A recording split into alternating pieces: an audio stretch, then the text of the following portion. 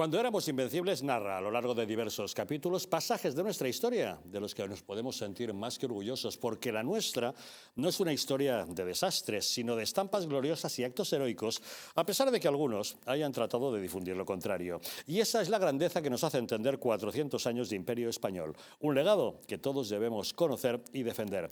Por eso es importante este libro, que alcanza ya su 9ª edición y que es muy fácil de adquirir entrando en su página web www.elgrancapitanediciones.es y pidiendo que nos lo envíen cómodamente a casa. Se trata de un libro importante porque estamos orgullosos de ser españoles. Y este es el libro que nos descubre a los héroes olvidados de nuestra historia. El presidente del Partido Popular, Alberto Núñez Feijóo, ha prometido que cuando llegue al gobierno derogará algunas de las leyes más ideológicas de Pedro Sánchez. Así lo aseguraba en una entrevista con Carlos Herrera, en la que mencionó concretamente la de memoria democrática, la de educación, la de secretos oficiales si llega a aprobarse de manera definitiva y la del aborto. ¿Qué leyes derogaríamos? Por supuesto, todas aquellas leyes que están recurridas ante el Tribunal Constitucional. Si un partido llega a la conclusión de que una ley es inconstitucional y ese partido mañana tiene la responsabilidad de gobernar España, por coherencia debe de derogar total o parcialmente aquellas leyes que están recurridas ante el Tribunal Constitucional. Por tanto, la ley de memoria democrática, ya lo hemos dicho que la vamos a derogar. La ley de educación la vamos a derogar porque nos parece que es una ley que iguala por abajo y no busca la excelencia, donde el esfuerzo ya no tiene mérito y donde aprobar y suspender casi es lo mismo.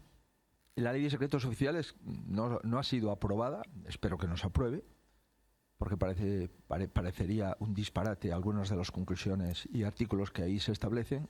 Y por tanto, yo creo que la línea o el hilo conductor de las leyes que el Partido Popular intentaría derogar total o parcialmente son los recursos de inconstitucionalidad que el partido ha trasladado en los últimos meses. Digo que no nos parece en ningún caso razonable que una adolescente de 16 años pueda abortar sin ni siquiera conocimiento de sus padres, ni, por supuesto, autorización de sus padres. Nos parece que eso es algo que, desde el punto de vista legal, no tiene encaje en nuestra Constitución y, desde el punto de vista afectivo o familiar, un disparate. Pues parece razonable que si realmente contra una ley se ha presentado un recurso de inconstitucionalidad, en caso de llegar al gobierno, se opte por derogarla. Don César, ¿qué le parece lo que ha anunciado Feijóo? Pues que hoy ha lanzado un compromiso electoral muy firme. Y veremos a ver cuando el señor Feijóo, si se cumplen las encuestas, llega a ser presidente del gobierno, habrá que exigirle que lo cumpla. Es lo que él ha dicho. Yo creo que en el Partido Popular hay bastante aprendizaje ya de la etapa de Mariano Rajoy en 2011 con mayoría absoluta, cuando el señor Rajoy dejó de hacer cosas que prometió que iba a hacer y luego no hizo. Por tanto, yo creo que el Partido Popular en eso está muy escarmentado. Y ese ejemplo de lo que coloquialmente se llama las renuncias ideológicas de Rajoy, yo creo que eso está más que aprendido en el Partido Popular. Por otra parte, si se cumplen las previsiones de las encuestas, la última que salía de GAZ3, si no recuerdo mal, y otras muchas que han ido saliendo durante estos últimos días, dicen que el señor Feijóo no va a tener posibilidad de gobierno en solitario, porque no va a tener la mayoría absoluta él solo. Por tanto, al tener que pactar con Vox, pues también Vox podrá ejercer un papel de presión, de influencia o incluso de llegar a acuerdos de legislatura en caso de que los escaños de Vox sean necesarios para ampliar todavía más la lista de leyes que el señor Feijóo se compromete a derogar si es que tiene opción de ello. Desde luego, la ley de memoria antidemocrática está muy bien tirado lo que ha dicho el señor Feijóo de derogarla, porque es una especie de texto esquizoide donde se pretende decir a los españoles qué tienen que pensar de la historia de su propio país, evidentemente, ¿no? Es una ley que es revanchista absolutamente y que no cumple el objetivo para lo que en su exposición inicial dice tener esa ley. Es todo lo contrario, es la trampa de siempre de la izquierda. Argumentar buenas intenciones para legislar o hacer cualquier despropósito, pero como tú argumentas buenas intenciones, distraes la atención de los resultados de la ley o de la medida que tomas y mucha gente compra esa mercancía averiada, claro. Tenemos comunicación con nuestro analista Alex Navajas. ¿Qué tal, Alex? Muy buenas noches. ¿Qué tal, Javier? Buenas noches. Bueno, fue muy criticado Mariano Rajoy por no derogar cuando tenía mayoría absoluta una serie de leyes ideológicas de Zapatero. ¿Podemos confiar en que Feijóo va a cumplir lo que ha prometido de derogar estas leyes ideológicas de Sánchez? No. Siguiente pregunta. No. Pero lamentablemente, Javier, me temo que no. La respuesta claramente es no. Ya hemos visto cómo en los corrillos y en los círculos cercanos a Feijóo él mismo ha dicho que hay muchos temas polémicos, espinosos, donde él no quiere entrar. Y como que ha dado a entender, o ha dicho abiertamente, no, esos son temas de Vox, esos son temas de Vox. Y me temo que en parte él conoce bien a la población española, que al final lo de la memoria democrática y la memoria histórica, bueno, pues tampoco le parece un tema tan sumamente grave, ¿no? Ahora mismo hay una inquietud, un deseo grande por parte de muchos españoles, como es echar a Sánchez de la Moncloa y en las próximas elecciones generales pues darle un severo correctivo en las urnas, ¿no? Y entonces, claro, el problema es que ante esa urgencia podemos cometer incluso errores peores, como puede ser elegir a una persona como Feijóo, que a mí personalmente no me inspira ninguna confianza. Esto es una cuestión meramente personal, pero no es por un tema de simpatías o antipatías. Es que si uno ve un poco la trayectoria del señor Feijóo en Galicia, donde ha permitido todo tipo de atropellos contra el castellano, donde ha promovido todo tipo de temas de ideología de género, de aborto, etcétera, etcétera. Lo que es un poco la agenda woke, lo que es bueno, pues toda la ideología de género, que es la agenda 2030, Feijóo es un firme defensor. Y en el tema de la ley de la memoria democrática me parece que va a pasar exactamente lo mismo, como ellos dicen siempre, por no crispar. Entonces yo, sinceramente, pues de Feijóo, lamentablemente, no me creo nada. Ojalá me sorprenda, ¿eh? Ojalá me tenga yo que rectificar mis palabras, porque parece que es muy probable que Feijóo sea el próximo presidente de España. Ojalá, insisto, yo me equivoque y diga, oye, pues mira qué bien, nos ha salido bien. Pero es que yo ya, la verdad, de este PP cada vez me fío menos. Bueno, nos ha quedado claro que usted no va a votar a Feijóo, pero lo que también sabemos es que Feijóo ha prometido que derogará la ley de memoria democrática, la de educación, la de secretos oficiales si finalmente se aprueba y también la del aborto. Pero en caso de que usted sea partidario de derogar estas leyes, ¿cree que en la lista falta alguna? ¿Deberían derogar más cosas además de estas anunciadas? Bueno, yo sin duda, por ejemplo, la de la eutanasia, ¿no? No sé si ayer o hoy la portavoz del gobierno celebraba como un triunfo y como el progreso el hecho de que desde que se pusiera en marcha la ley de la eutanasia, que recuerdo que, por ejemplo, el primer país que legalizó la eutanasia en el mundo fue la Alemania nazi, con lo cual me parece que todo lo que sea parecerse a la Alemania nazi ciertamente no nos puede traer nada bueno. Pues que desde, como decías, desde que se ha aprobado la ley de la eutanasia, 180 personas han cometido suicidio. Y la portavoz del gobierno lo presentaba como una cosa maravillosa. Yo espero, por supuesto, que deroguen pues, todo el tema del sí es sí, toda la basura de género, toda la ley trans, que lo único que crean es confusión entre los más jóvenes. Ahora, yo vuelvo a decir lo que decía antes. Rajoy también prometió derogar la ley de la memoria histórica de Zapatero. No hizo absolutamente nada. Prometió derogar la ley del aborto de Leire Pajín. Tampoco lo hizo. No, pero ahora Feijóo lo va a hacer. Bueno, pues veremos. No sé, a mí es que ya cuando ya te han engañado una vez en el mismo partido y no te da la impresión de que haya propósito de la enmienda ni ganas de cambiar, pues yo, ¿qué quieren que les diga? Yo no me lo creo. En caso de que Feijóo necesite a Vox para gobernar, ¿cree usted que habrá una presión por parte del partido de Santiago Abascal para obligarle a derogar una serie de cosas? Sí que va a haber esa presión, pero también va a haber una presión por parte del PSOE de que van a hablar de que es el momento, bueno, ya lo están haciendo, es el momento de que de los dos grandes partidos se unan en una serie de pactos de Estado, un gobierno de transición, para evitar los extremismos de ultraizquierda y ultraderecha, y se pondrán melosos, y entonces el PSOE yo creo que va a intentar con la anuencia y con del dejándose querer del Partido Popular, bueno, pues que haya como una especie de gran pacto entre el Partido Popular y el Partido Socialista. A mí eso, que hace unos años podía parecer descabellado, ahora me parece que es muy factible. Lo único que pedirá el Partido Popular será que, bueno, pues que en vez de Sánchez pongan a una cara más amable, pues pondrán a cualquier otro, pero yo no descartaría que el Partido Popular, y en concreto el señor Núñez Feijóo, por aquello de no pactar con Vox y con la ultraderecha y todas estas cosas que se dicen,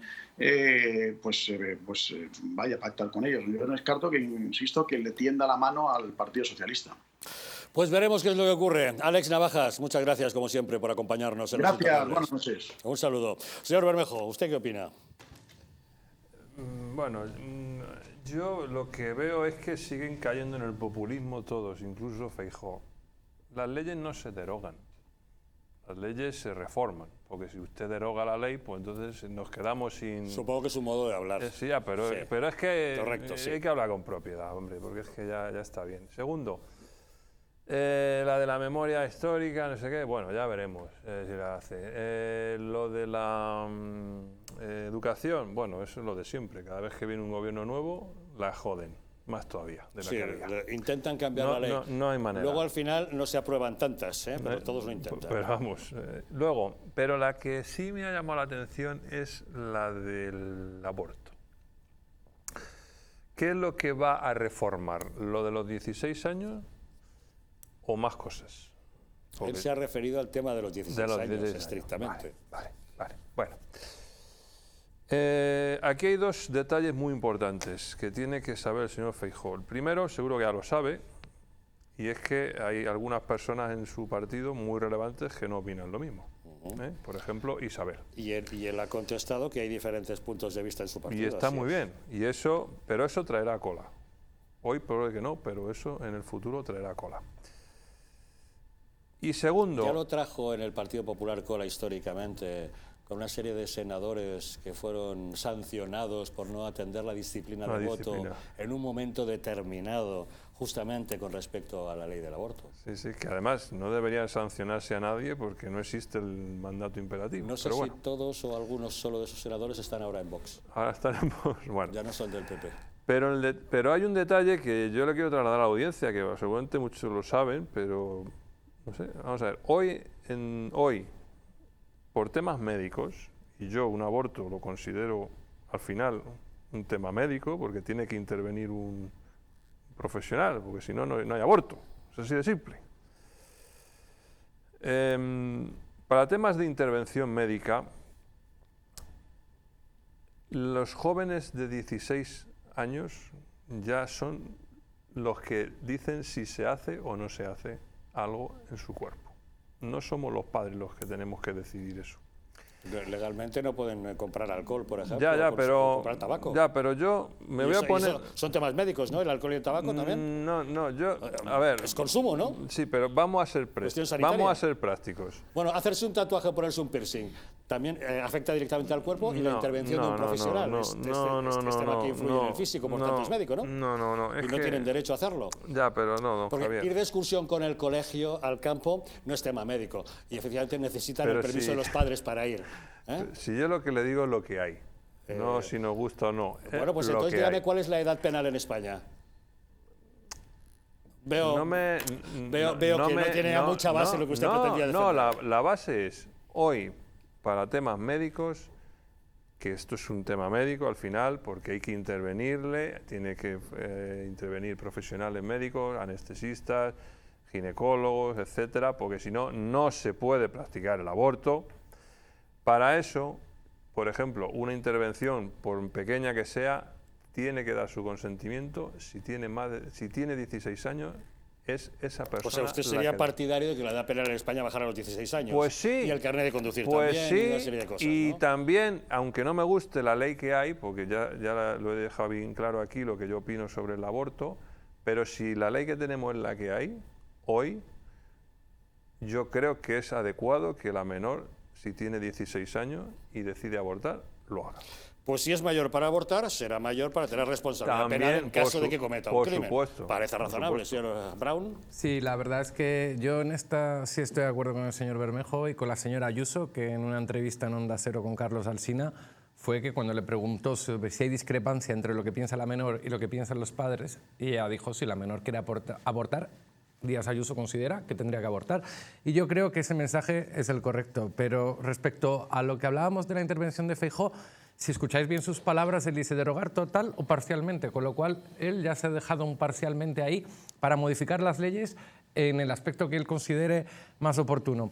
La ley de educación, totalmente de acuerdo. Estoy seguro que lo va a hacer el señor Feijóo si llega a la presidencia del gobierno, porque todos los presidentes lo han hecho, intentarse cargar la ley anterior. Es cierto que algunos no han conseguido cumplir y que se aprobara su nueva ley de educación, pero otros sí. es algo que en nuestro país nos desespera a todos, que con cada gobierno intenten cambiar la ley de educación y que no haya un pacto de Estado y una ley de educación estable. Si hay alguna que estoy seguro que va a cumplir, es el de querer hacer su propia ley de educación, porque es lo que han venido haciendo todos los presidentes del gobierno. Luego me llama la atención porque al principio parecía como muy sensato y muy razonable el decir que, hombre, yo cuando llegue a gobernar todo lo que yo he presentado un recurso ante el Constitucional, pues lo voy a cambiar. Pero el Partido Popular ha presentado muchísimos recursos ante el Constitucional y a algunos les ha dado la razón y otros no. Entonces, es decir, oiga usted, si usted está seguro de que algo es anticonstitucional, puede usted esperar a que el Tribunal Constitucional se pronuncie, para que no le pase al Partido Popular lo que le pasó en 2005 con la ley de matrimonio homosexual, que el Constitucional tumbó el recurso del Partido Popular en el año 2012. Es decir, que el señor Feijóo, cuando gobierne, haga las leyes que le dé la gana, es lícito, que para eso se presenta la presidencia del gobierno. ¿Que va a cambiar la educación? Es lícito, pero a mí me parece una pena que cada presidente que llegue cambie la ley. ¿Que la ley del aborto se tienen que poner primero de acuerdo dentro de su propio partido? También ponga usted orden ya que se acaba usted de llegar a la presidencia e intentar lanzar cuál es el discurso que ustedes van a trasladar a los españoles el día de mañana, porque a día de hoy no hay ningún programa electoral cerrado sobre la mesa. Con lo cual, no sé si es un debate más allá para intentar en alguno de los terrenos que otro partido le haya podido comer un poco la tostada al Partido Popular, querer pronunciarse, porque en el fondo el señor Feijóo tiene una mentalidad de querer, o al menos una estrategia de querer ocupar el centro político y alejarse lo más posible de la ultraderecha. Entonces, creo que en alguna de las leyes le ha tocado el compromiso de lanzar ciertos mensajes. Además, hay que tener en cuenta también el medio al que iba y el público del medio al que se estaba dirigiendo. ¿Se refiere usted a que la entrevista era en la COPE? No, claro, yo entiendo que el señor Feijóo sabrá a los medios que va y esos medios pueden estar más cercanos al votante de derecha o ultraderecha, votante de Vox, con lo cual él sabe perfectamente dónde tiene que perder el tiempo en dar ciertos mensajes. Eso ya es mucho presuponer, pero bueno, le aceptamos. Yo creo que toda la comunicación política piensa exactamente a qué público te diriges. Don César. Yo, en cuanto a la educación, creo recordar que la única ley no socialista que llegó a entrar en vigor, derogada inmediatamente después por la izquierda, fue la ley Wert, que apenas estuvo, si no me falla la memoria, un par de años en vigor. Y en cuanto llegó el gobierno Zapatero, la derogó con un Real Decreto Ley, derogó una ley orgánica, por cierto, y se volvió al modelo anterior. Por tanto, es posible derogar leyes donde no se reforma, sino que al derogar una ley se vuelve a la anterior existente hasta la entrada en vigor de la ley derogada. Eso también se puede hacer así por esa vía, querido Juan Carlos. Con lo cual, es posible. En cuanto a la educación, cambiar por cambiar, evidentemente, no tiene sentido. Ahora bien, la izquierda, siempre que ha conseguido perpetrar cambios en las leyes educativas, han sido para devaluar la calidad de la enseñanza, prostituir o degenerar o adulterar o eliminar contenidos que dan formación intelectual al alumnado y que consiguen lo que debe ser la educación preuniversitaria, en definitiva, que es formatear el cerebro como si fuera un disco duro, instalar un software básico de funcionamiento para que las personas tengan una capacidad de pensamiento abstracto, para que tengan una mínima capacidad intelectual. Todo eso se ha ido eliminando de la educación, sobre todo de las leyes de la izquierda. Se han eliminado asignaturas fundamentales como la filosofía, como la historia, como la literatura. Se les han ido quitando horas lectivas a la vez que se han ido introduciendo contenidos, por decirlo así, afectivos sexuales, que primero era la educación sexual por el tema de evitar enfermedades, etcétera, etcétera, y luego después ya la izquierda se atrevió a impartir o a incluir el adoctrinamiento afectivo sexual. ¿Vale? Y se atrevió a eso, de tal forma que ya uno ve algunos manuales o algunos materiales complementarios de esas temáticas en la educación, y más que educación afectivo-sexual directamente, eso es corrupción de menores. Pero bueno, eso habría que tenerlo en cuenta también. En cuanto al aborto, diga lo que diga el señor Feijóo de si va a reformar X o Y, hay una cosa que es evidente, que es el debate al que deberíamos ir. No conozco un solo ser humano que no haya sido un embrión de segundos, minutos, horas, días, semanas y meses de gestación hasta que finalmente nace. La vida humana comienza en la fecundación. Ese es el comienzo natural de la vida humana. Por tanto, toda política que vaya encaminada a respetar la vida humana existente entre la fecundación y el nacimiento de un bebé es a donde deberíamos ir. El problema es que la izquierda ha conseguido hacer calar una opinión de que no pasa nada por abortar, o ha conseguido desproveer al bebé no nacido de su dignidad y de su derecho a existir como ser humano que ya es. Porque el aborto no solamente es una cuestión que afecte a la mujer, que también lo es, pero es que también afecta a otro ser humano que está dentro de esa mujer. Porque nuestra especie, la especie humana, hasta que la ideología de género no intente cambiarlo, por cierto, tenemos una peculiaridad. Cada ser humano llega a existir dentro de otro ser humano. No tenemos otra forma de llegar a la existencia. Por tanto, el aborto no es solamente una cuestión que afecte a la mujer. Es una cuestión que afecta al ser humano que está ahí. Y la izquierda que defiende la aplicación del aborto es muy generosa, por así decir, porque la izquierda defiende que se aplique algo que a ella nunca se le ha aplicado, porque ellos ya nacieron. El aborto siempre se aplica a los seres humanos que están por nacer, pero que ya son humanos, que ya existen y que ya tienen derecho a la vida. Y cuando se recuerdan estas cosas, la izquierda se pone muy moderna, por así decir, diciendo que cuestionar la legitimidad del aborto, que es una cosa antigua, cuando es una manipulación sistemática lo que se ha hecho respecto a la dignidad humana y respecto al derecho a la vida, con el mismo nombre que empleó la izquierda para definirlo. Interrupción voluntaria del embarazo. Oiga, señora o señor, ¿cómo que interrupción? Interrumpir es detener un proceso que luego se continúa. Cuando se aborta, se finaliza, no se interrumpe. Y para el bebé no es voluntario, es obligatorio. Que al bebé nadie le ha preguntado si quiere dejar o no de vivir. Y repito, ningún ser humano ha llegado a la existencia con 10 años. No. Todo ser humano ha sido un embrión. Y ese es el comienzo de la vida humana. Y hay 9 meses de vida humana desde que se produce la fecundación hasta que el niño nace, que eso hay que respetarlo, porque eso también es vida humana, y porque ahí hay un ser humano y porque ahí hay un bebé que hay que respetar. Vale, entonces, solo por conocer del todo tu postura, en caso de violación o malformación del feto, en caso tú ya estamos con lo de siempre. Por una minoría de casos justificamos una totalidad. Como está fecundado ya somos todos asesinos aquí. No, ¿estás a favor o en contra? Te respondo, me has preguntado, te respondo. Primero, el número de embarazos que se producen por una violación, cuantitativamente, ¿cuántos son al año? 5, 10. Y por eso ya vamos, perdona, no he terminado de responderte.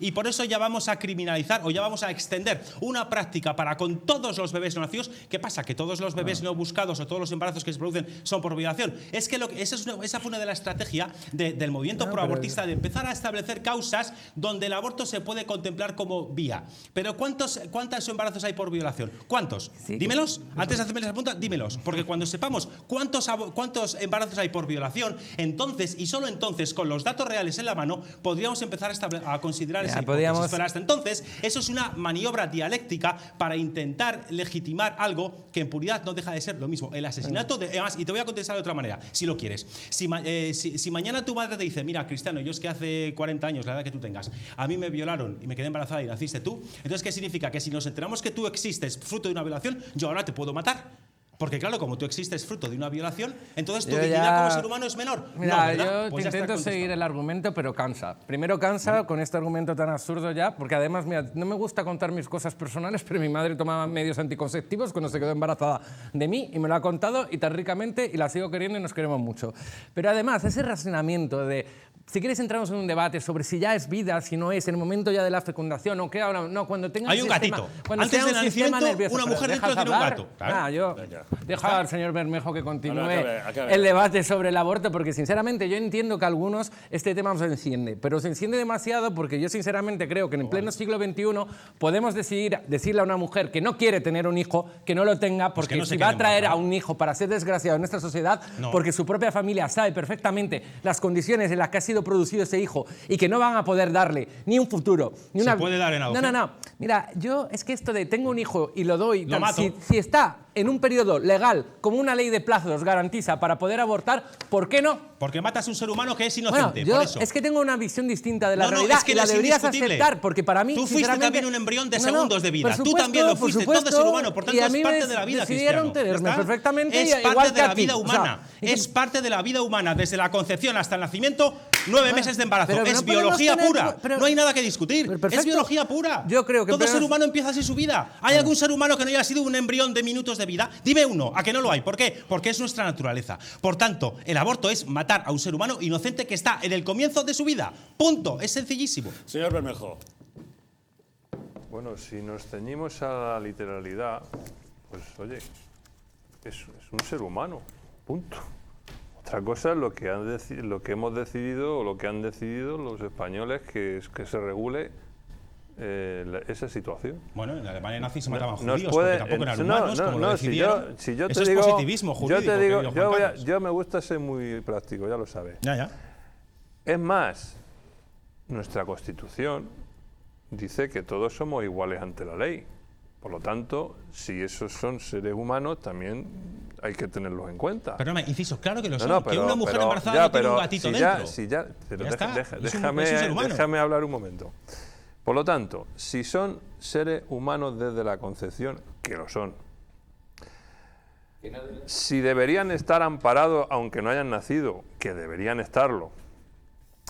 Fíjate, César, tenemos a legisladores que a esos que aún no han nacido, ni en el minuto, en el segundo, en el Big Bang del embarazo, les importa 3 narices. ¿Sabes? Eso es así. Hemos decidido hacerlo así. Tío, somos así de cabrones. Pero espera, pero como esto, hay miles de ejemplos en nuestra democracia. Los huevos de las tortugas, los no, protegemos. en nuestra democracia hay miles de ejemplos de injusticias. Miles de ejemplos. Por ejemplo, hay un español que es inviolable y el resto no lo es.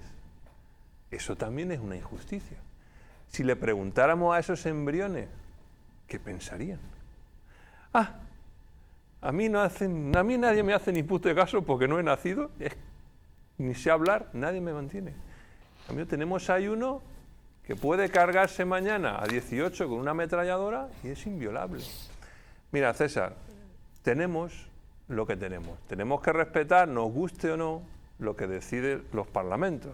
A mí no me gusta que haya un señor inviolable, pero lo hay. Me tengo que joder. Lucharé para que un día no lo haya. Y si no lo consigo, pues me joderé y me aguantaré. Pero al final está cada uno en nuestra conciencia y esa es la que nos vale. Tú la tienes muy clara. Jamás vas a abortar, lo estás diciendo. Serás feliz. Jamás me podré quedar embarazado, Serás soy hombre, feliz evidentemente. Y lucharás para que eso no ocurra. Bueno, pues está bien, quedémonos con eso. Quedémonos con eso. Hoy hay una legislación, es la que hay, que además el Tribunal Constitucional parece que ni siquiera la primera ley que hubo, que ya mataba también a los niños, ¿no? Aunque fueran por violación o por malformación, pues tampoco consideró que esos niños no se les estaba tratando igual que al resto. Pues pero hay que tener en cuenta una cosa. Tenemos. El ser humano, cada ser humano, no decide la forma en que llega al ser. Es decir, al ser humano nadie le pregunta si quiere o no nacer, ¿vale? Por tanto, es la forma en la que las personas venimos al mundo. Sí, está claro. Y además, en puridad, hablando en abstracto, al hilo del caso de la violación, hay que tener en cuenta otra cosa. El aborto no lleva a la mujer al momento anterior a quedarse embarazada. El aborto, que lo sufre una mujer violada, se le añaden 2 torturas, la de la violación y la de pasar el aborto. ¿Vale? El aborto no lleva como mágicamente, como con una varita de Harry Potter, a la mujer al momento previo a la violación y a que se quedase embarazada. El aborto supone una forma de violencia contra la mujer añadida a la violación que ha padecido. Que eso también hay que tener en cuenta. Los riesgos para la salud o para la concepción futura que tiene una mujer que pasa por un aborto, de hecho, los ginecólogos siempre recomiendan, como mucho, que ninguna mujer se haga más de 2 abortos, como muchísimo, porque ya al tercero ya puede haber riesgos para una concepción natural y porque eso tiene riesgos. En cualquier caso, insisto, el tema de la violación es un tema muy menor cuantitativamente. Hay un montón de circunstancias en las cuales ¿a qué tiene derecho una mujer? Una mujer naturalmente que tiene derecho a planificar su maternidad, por supuesto. Una mujer, junto con su pareja, junto con el hombre, por cierto, tiene todo el derecho del mundo a decidir cuándo quiere tener un hijo. Por supuestísimo, faltaría más. Pero una vez que se produce el embarazo, ahí ya hay un ser humano que tiene todo el derecho del mundo a vivir. Por tanto, una mujer lo que tiene derecho es a decir cuándo se queda embarazada. Pero si se queda embarazada sin buscarlo, si no tiene medios materiales, como decía antes Cristiano, se puede dar en adopción. A nivel jurídico, ese ser humano no tiene ningún derecho hasta el acto de los nacimiento. Los judíos en la Alemania nazi tampoco los tenían. Los judíos en la Alemania nazi tampoco tenían derechos. Y eso, no por eso era justo. Esa es la legislación. Y créeme que si hiciéramos una consulta social, de verdad, que habría una abrumadora mayoría que mantendría la situación actual. Si hiciéramos una consulta social entre todos los embriones no nacidos, ya verías como todos dirían que quieren vivir. Ya verías, claro, entre quién hacemos la consulta. Entonces, la personalidad jurídica se adquiere en el acto de nacimiento y punto. No vendamos aquí derechos que tienen... Bueno, fetos dentro de un embarazo en una mujer porque no existe. Pero una ese mujer derecho como embarazada, ¿qué tal, tiene? ¿Un gatito jurídicamente. dentro, un No. perrito, una No, no, tortuga? Ah, no, algo que si sin fuera una derechos- tortuga se protegería. Algo sin derechos Claro. jurídicamente según Pues nuestras mal, normas. pues mal, Bueno, porque pues son seres humanos. Ahí está el debate y como ustedes ven sigue generando más que controversia. Veremos llegado el momento si realmente en este país se reinstala este debate acerca de derogación, modificación o alteración de la ley del aborto o no. Pero en fin, tenemos más asuntos que contarles. Por ejemplo, los restos mortales de Isabel II, como ustedes saben, reposan ya en estos momentos en Londres, en la Bow Room de Buckingham Palace. Mañana por la tarde, el féretro será trasladado en procesión sobre un carruaje de armas hacia el Palacio de Westminster, donde quedará instalada la capilla ardiente. Y el lunes, día 19, se celebrará el funeral de Estado en la Abadía de Westminster. Tal como les contábamos ayer, el Palacio de la Zarzuela ha confirmado que el rey don Juan Carlos está invitado y que presumiblemente asistirá acompañado por doña Sofía al funeral de Estado de la reina Isabel II. Algo que no debería ser noticia debido al parentesco y la proximidad que les unía. Sin embargo, ha generado críticas de todo tipo. El portavoz de Podemos, Pablo Echenique, se ha mostrado en contra de su asistencia al funeral y no ha tenido ningún pudor a la hora de calificar a don Juan Carlos de delincuente fugado. La asistencia de Juan Carlos I al funeral de Isabel II.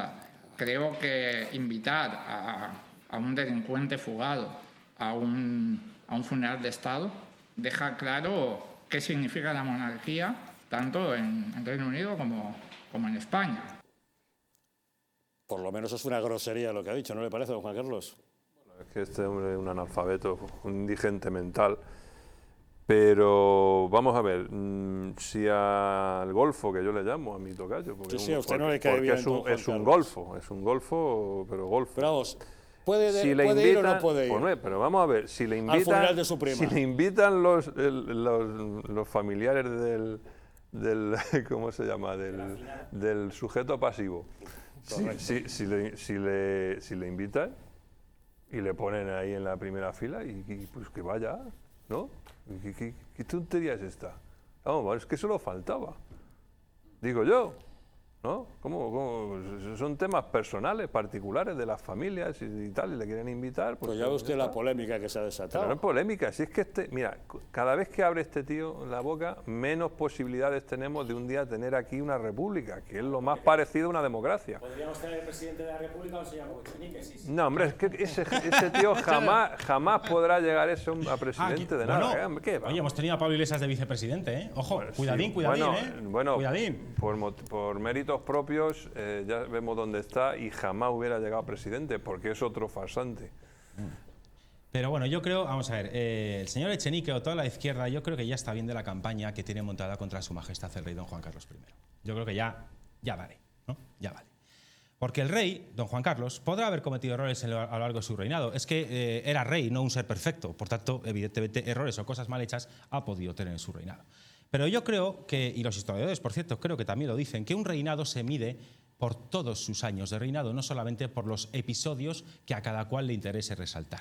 Y es un hecho cierto e innegable que España está hoy infinitamente mejor cuando don Juan Carlos acabó su reinado, o abdicó, mejor dicho, que cuando él ascendió al trono. Y es innegable que todo el proceso de paso de la dictadura franquista al régimen democrático fue pilotado, comandado e impulsado por don Juan Carlos. Y la España democrática que hoy tenemos, el modelo institucional que hoy tenemos, que es mucho mejor que la anterior en cuanto a libertades políticas, con sus fallos y con sus cosas a mejorar, que ya estoy viendo la cara de mi querido Juan Carlos tocayo del emérito, ¿verdad? Pues evidentemente es mucho mejor.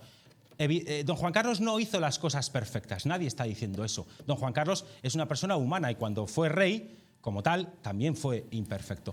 Pero el común o el balance final de su reinado es claramente positivo. Don César, Por tanto, ¿cree usted que es conveniente la presencia de don Juan Carlos en el funeral? No le pregunto si tiene derecho, que por supuesto va al funeral de su prima. ¿Cree usted que es conveniente su presencia? También creo que es conveniente por una sencilla razón. Que el rey anterior, o que el anterior jefe del Estado de España vaya al funeral de la reina de Inglaterra, claro que es conveniente, porque eso es la normalidad institucional que tiene que tener España. Señor Brown.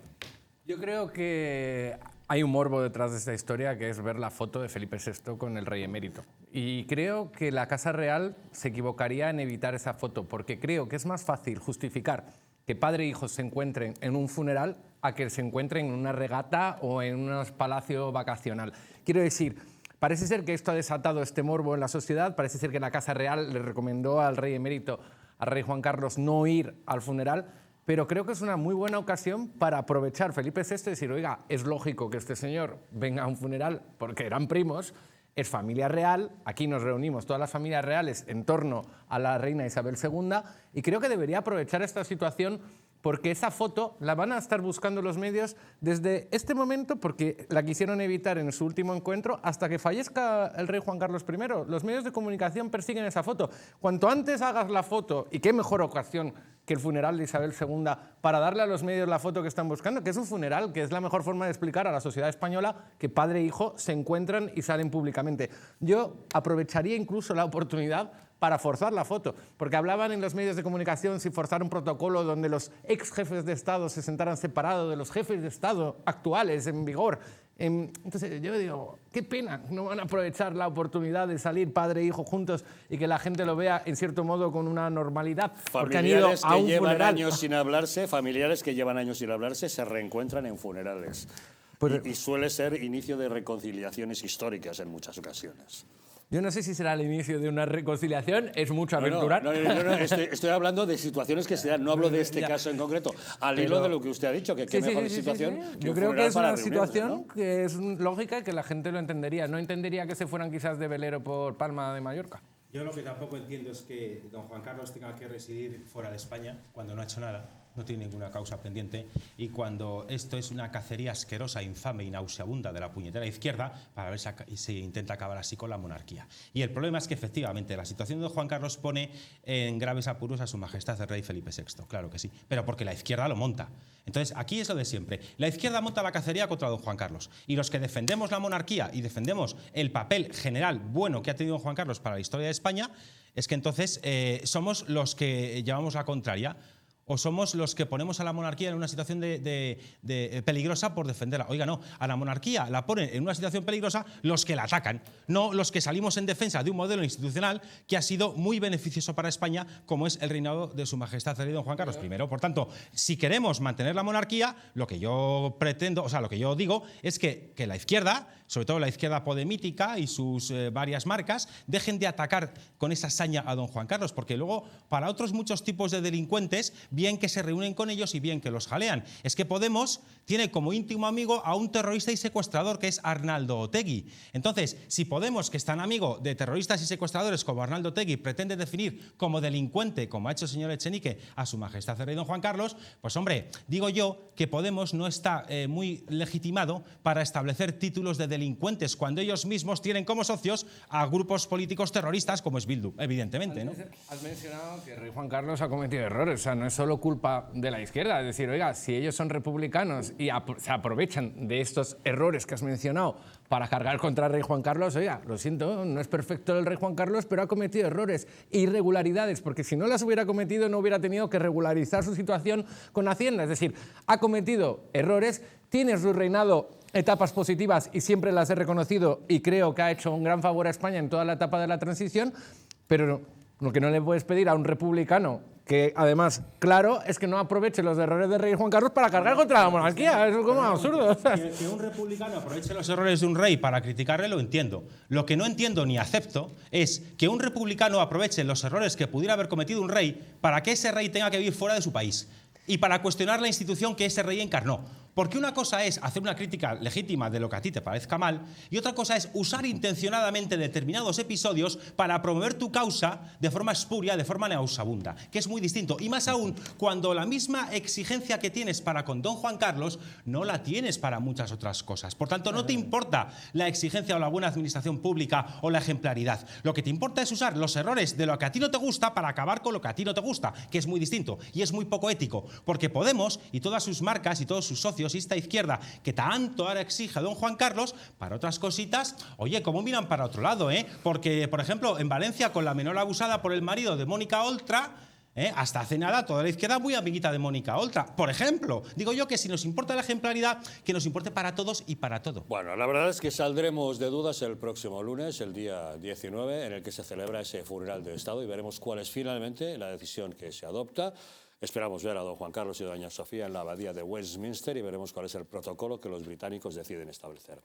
Hacemos una pequeña pausa y volvemos de inmediato para contarles una historia secreta, o más bien, los secretos de una historia. Les vamos a contar que hace muchos años, en 1987, un buque de guerra colombiano entró en el Golfo de Venezuela y salió al encuentro una patrullera venezolana y se produjo una conversación realmente curiosa entre los capitanes de las ambas naves. Los venezolanos conminaron a los colombianos a abandonar esas aguas territoriales puesto que eran de soberanía venezolana, a lo que los colombianos contestaron: no, estamos en una zona de aguas que son de soberanía colombiana. Aquello estuvo a punto de desencadenar una guerra. No ocurrió. ¿Por qué? Tras una pequeña pausa, le contamos el secreto de lo que realmente ocurrió en esos días, hace 35 años.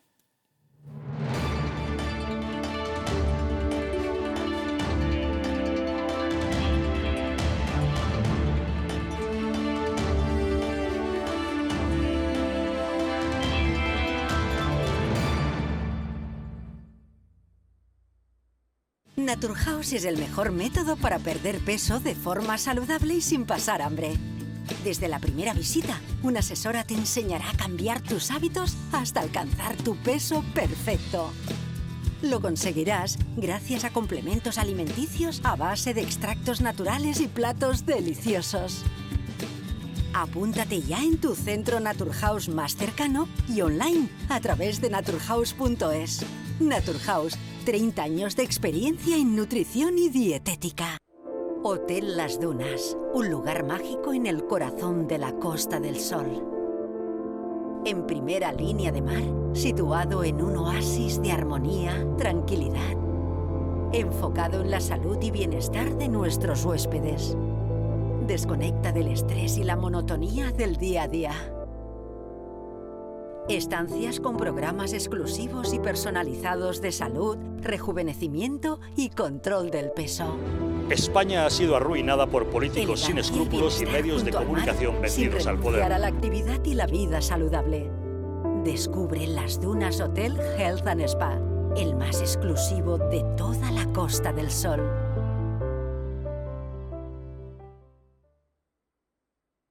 Estás a solo unas horas de que parafarmaciamundonatural.es te haga llegar tu pedido con regalo incluido. Más de 25.000 productos de las principales marcas. Te esperamos.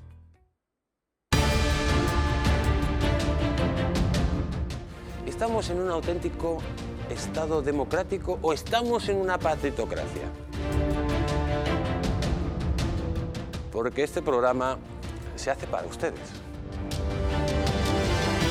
La ciudadanía está quedando atónita a lo que estamos viendo. Vamos a ver cosas que nunca se imaginarían. Lo que ha pasado en España demuestra que Falconetti no es tonto. Que la democracia, ¿qué es lo que es, amigos? El imperio de la ley. Esta izquierda rancia lo que quieren es exterminar todo aquello que no piensan exactamente igual. El castigo va a ser terrible para todos los partidos. Recuerden que no les engañen, porque la verdadera libertad consiste en estar bien informados.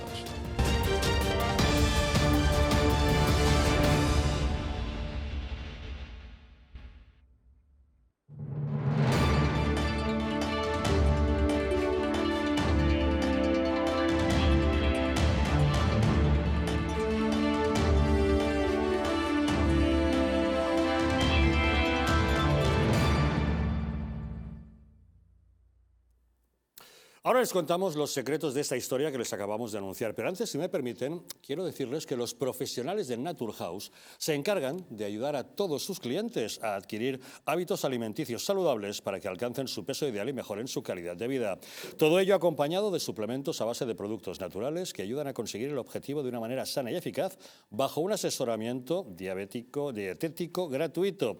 Dispondrás de un programa de citas regular y gratuito con una nutricionista que hará un seguimiento de tu caso peso de forma permanente.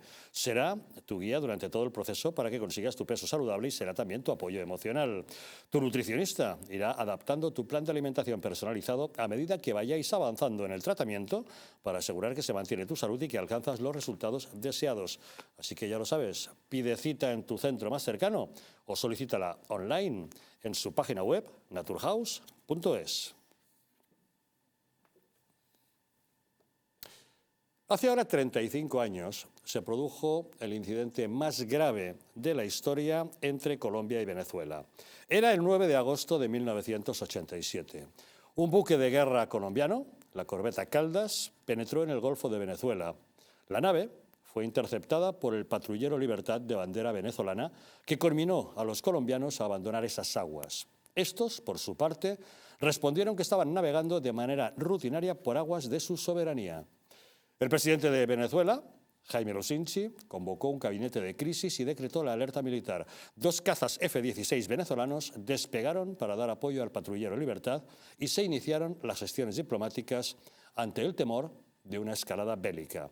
Finalmente, el capitán de la corbeta Caldas dio órdenes de abandonar el Golfo de Venezuela tras asegurar que había cumplido su misión de ejercer su control sobre un área marítima colombiana.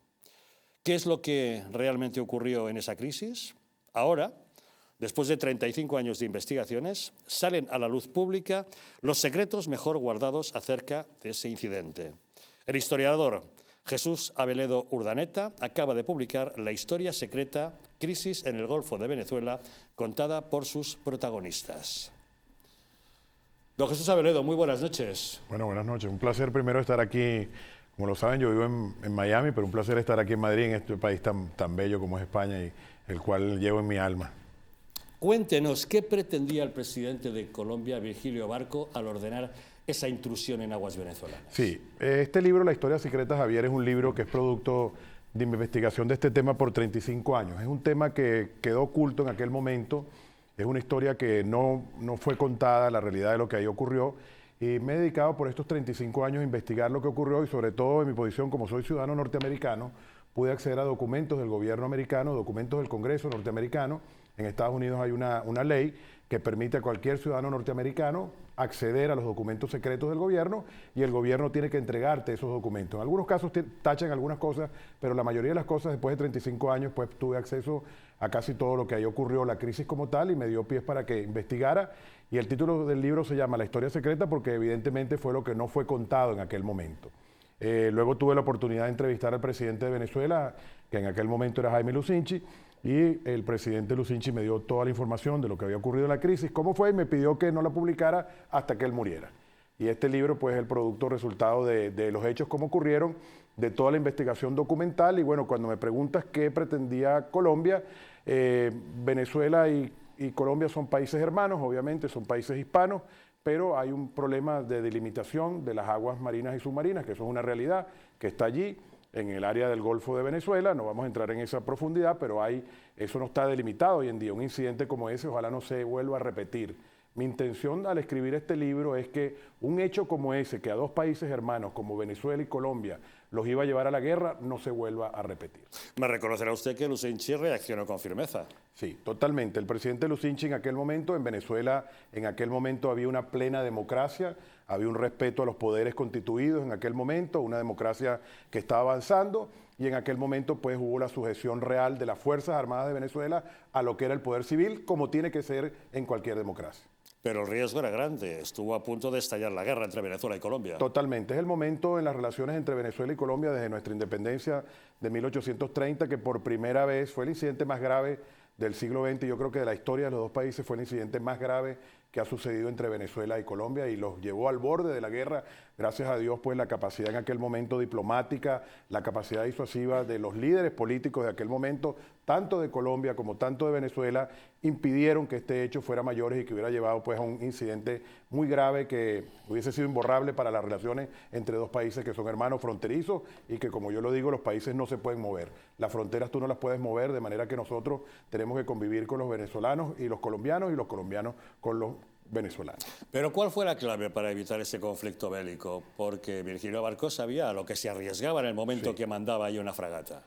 El momento clave de esto fue la participación de tres entes importantes en Latinoamérica para aquel momento. Raúl Alfonsín, que era el primer presidente democrático de la era democrática de Argentina, intervino directamente con el presidente Barco, y el secretario general de la OEA de aquel momento, que era Joao Baena Suárez, intervino también para que Venezuela y Colombia no llegaran a una guerra. Y el principal actor allí fue el presidente, que fue en una entrevista que yo logré con él, con León Febres Cordero, que era el presidente de Ecuador, le transmitió el ultimátum, que sí hubo un ultimátum, lo niega Colombia, pero sí hubo un ultimátum, donde le indica que si en 48 horas aquel buque de guerra, que era una nave misilística, un barco dotado con todo el armamento que estaba dentro de las aguas, que por lo general Venezuela había hecho siempre jurisdicción y eran aguas internas de Venezuela, si el barco en 48 horas no abandonaban, pues iban a actuar militarmente contra el barco. Y bueno, gracias a Dios que la reacción del presidente Barco en aquel momento fue mandar a retirar a la corbeta de esas aguas allí. Esa corbeta permaneció más de 8 días dentro de las aguas venezolanas. Alguien preguntará, bueno, ¿y por qué dieron tanto tiempo? Se dio tanto tiempo por varios sectores. Lo primero fue desde el punto de vista militar, para estar preparado, desde el punto de vista diplomático, para tratar por todos los medios diplomáticos de que aquello no ocurriera, y desde el punto de vista político, que los actores políticos venezolanos, en ese caso los expresidentes de Venezuela democráticos de aquella época, interactuaron con los expresidentes colombianos para que ese hecho se bajaran las tensiones, y afortunadamente abandonó las aguas, la corbeta en aquel momento, y finalmente eso llegó. Esta fue una historia mala con un final feliz. La verdad es que el Golfo de Venezuela tiene una importancia geoestratégica indiscutible, pero también un gran valor económico. Totalmente. Es toda la entrada del comercio marítimo al puerto de Maracaibo, y posee además una gran riqueza pesquera y petrolífera. Había notables intereses en este conflicto. Totalmente. La realidad, para que ustedes lo puedan ver, hoy en día las reservas de gas probadas del mundo más grandes del hemisferio occidental están en el Golfo de Venezuela. De manera que sí hay un interés económico grande allí, porque ahí están no solamente reservas petroleras, sino que hoy en día, con las investigaciones que se han hecho, están las reservas de gas más importantes del hemisferio occidental. De manera que el interés económico, como en todo interés bélico, siempre está presente. Pues en la crisis energética en la que estamos ahora con el conflicto de Ucrania, quizás se reaviven los intereses por ese Golfo. Sí, eso es lo que ojalá no ocurra. Ojalá que hoy en día los gobernantes, que hay un nuevo gobierno en Colombia y el gobierno de Venezuela, sepan manejar una situación como esa, como la que tú acabas de mencionar, del hecho de que no vuelva a ocurrir un conflicto. Y esa es la razón de mi libro. Está explicado todo lo que ahí ocurrió en detalle, está explicado de una manera muy fácil de leer, una manera de un thriller de acción, para que las personas sepan, y está escrita por los protagonistas, porque el libro, aunque fue escrito por mí, fueron los protagonistas de esa crisis, cada uno de ellos fue contando lo que ocurrió. Y también un punto muy importante: yo tuve acceso a los documentos del gobierno norteamericano y entrevisté a quien era el embajador norteamericano en Caracas en aquella época, y me dio mucha información, pues, que está plasmada allí, de cómo los Estados Unidos ayudaron en aquel momento a que esta crisis no fuera mayores. Cuando te digo mayores, en aquel momento los Estados Unidos estaban participando en un proceso de paz en Centroamérica que se denominaba el Grupo Contadora. Y ese Grupo Contadora, que era liderado en aquel momento por Venezuela, Colombia y México, imagínense lo que hubiera pasado si un hecho como este, de dos países que estaban buscando la paz, hubiesen llegado a la guerra. Don Jesús, ¿cuál es el secreto que más le ha sorprendido de todos los que ha descubierto tras esa documentación desclasificada 35 años después de investigar? Bueno, hubo muchos secretos, pero te puedo decir uno de los más importantes. En aquel momento, uno de los capítulos está escrito por quien era el director de inteligencia militar de las Fuerzas Armadas de Venezuela, quien dirigía toda la parte estratégica, y una de las operaciones secretas más importantes, pues, él, después de 35 años para este libro, ya es una persona mayor, por cierto, vive aquí en Galicia, España, un vicealmirante, y era quien dirigía toda la política estratégica de Venezuela en aquel momento, pues contó luego de 35 años cómo iba a ser una operación muy contundente que Venezuela iba a hacer sobre Colombia. Afortunadamente eso no ocurrió, pero ahí está contada, fue uno de los hechos más impactantes. Realmente en todos los capítulos, Javier, me llevé, en todos para mí fueron apasionantes escribirlos, porque cada uno de ellos tenía un secreto, cada uno de ellos tenía una incidencia, no solamente del lado venezolano, porque en ese libro yo también explico el lado colombiano, explico y doy la versión colombiana de los hechos. Obviamente entrevisté a ministros colombianos, entrevisté a militares colombianos que eran de alto rango en aquel momento, para que ellos también dieran su versión. Y realmente en el libro están contadas las dos versiones, no solamente la versión de Venezuela, sino la versión de Colombia. Que difiere notablemente. En los mapas de Colombia se habla del Golfo de Coquibacoa, no del Golfo de Venezuela. No le quieren ni tan siquiera reconocer el nombre. Eso es correcto. ¿Cómo está a fecha de hoy la disputa sobre la soberanía de esas aguas que Colombia sigue reclamando? Mira, eso es un tema que en algún momento hay que resolverlo. Eso es un problema que se tiene que resolver políticamente, no militarmente. Realmente esto es un problema que está allí con el nuevo derecho del mar. Son aguas que realmente hay un espacio que no está delimitado, porque en efecto Colombia tiene allí la costa y evidentemente eso le da derechos de agua marítimos que hay que reconocer, y en algún momento dos países hermanos tendrán que ponerse de acuerdo de cómo van a resolver ese conflicto que está latente allí, porque todavía esas aguas no están delimitadas, y como tú lo acabas de decir, para Colombia son aguas, una parte del Golfo de Venezuela. Ellos pretenden tener soberanía sobre esa área y obviamente Venezuela también pretende ejercer soberanía. Pero lo que tú has dicho más importante es que también están los intereses comerciales de las grandes empresas energéticas del mundo, que evidentemente están tras esos yacimientos de hoy en día de gas, porque hoy en día, antes era el petróleo lo más importante allí, pero hoy en día te puedo decir que lo más importante que hay allí son las reservas probadas que hay de gas, que es una energía que requiere el mundo hoy en día, sobre todo, como tú lo acabas de decir, después de toda esta crisis energética que hemos vivido. Pero no nos engañemos, este no es el único conflicto limítrofe entre Venezuela y Colombia, hay más. Hay muchos más. ¿Tendrá solución? Bueno, esperemos que se pongan de acuerdo. Como te digo, esto es un problema político y espero que los políticos tengan la inteligencia suficiente para poder solucionar un problema de esta categoría. Un auténtico thriller, una auténtica historia secreta que está ilustrada justamente con los dos aviones F-16, la imagen real de aquellos que sobrevolaron la corbeta en esos días. Se lee como una novela, pero es una historia real. No, Jesús, no quiero desaprovechar la oportunidad de tenerla aquí para preguntarle por este otro libro, Negocios en Florida. ¿Qué podemos encontrar aquí? Correcto. Bueno, mi trabajo, nosotros somos abogados de inmigración en Estados Unidos. Yo soy abogado, es mi profesión, y me he dedicado en los últimos 30 años a todo lo que es traer inversiones a los Estados Unidos. He escrito 3 libros sobre Estados Unidos. Un primer libro se titula Cómo hacer negocios en Estados Unidos. Un segundo libro se titula Su pasaporte a los Estados Unidos. Y ese, mi tercer libro, que tienes en la mano, que se llama Negocios en Florida, es el más reciente publicado de esa serie de libros que he hecho sobre cómo hacer negocios en los Estados Unidos. Estados Unidos, como bien lo saben, es el país que tiene el per cápita más alto del mundo, y mucha gente pues emigra legalmente a los Estados Unidos a montar sus negocios. Y mi empresa se ha dedicado durante los últimos 30 años a traer esas inversiones a los Estados Unidos. Y además es un país donde con pocas gestiones se puede montar una empresa, se puede iniciar todo un futuro profesional, a diferencia de lo que ocurre aquí en España, que es auténticamente tortuoso emprender. Sí, Estados Unidos es un país que está hecho para la inversión. Todas las personas que quieran venir a los Estados Unidos a invertir son bienvenidos. Estados Unidos es un país de migrantes donde evidentemente las personas que quieran venir legalmente al país van a ser siempre bienvenidas, y como tú lo has dicho, Estados Unidos es un país que está hecho para hacer negocios.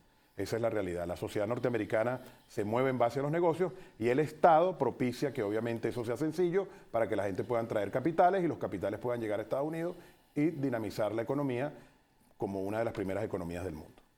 Don Jesús Abeledo Urdaneta, muchísimas gracias por habernos acompañado hoy en Los Intocables. Gracias por darnos claves acerca de cómo invertir en Estados Unidos y en concreto en Florida, en el estado más atractivo para hacerlo. Y muchas gracias sobre todo por esta historia secreta que se puede leer como una novela de misterio, de traiciones, de espionaje y de una guerra que no llegó a ser, pero que es todo una verdad, que es auténtica historia. Muchísimas gracias por compartirla con nosotros. Javier. Muchas gracias, Javier. Gracias también, don Juan Carlos Bermejo, por habernos acompañado. Hasta una próxima ocasión. Don Cristiano Brown, gracias un día más por estar con nosotros. Un placer. Gracias, César Sinde, por estar con nosotros. Gracias a ti, Javier. Gracias también a todos ustedes un día más por acompañarnos. Hasta aquí hemos llegado. Nos vamos ya, pero como saben, con la actualidad que hay, seguro que mañana tenemos muchísimas historias que seguirles contando. Así que aquí les esperaremos en Los Intocables.